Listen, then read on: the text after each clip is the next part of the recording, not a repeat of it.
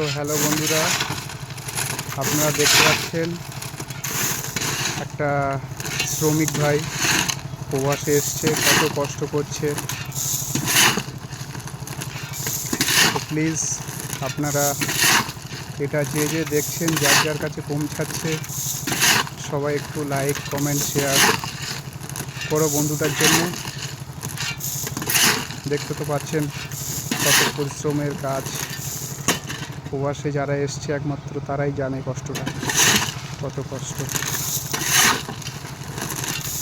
সবার কাছে অনুরোধ রইল ভাই, ভিডিওটা একটু বেশি বেশি করে শেয়ার করো।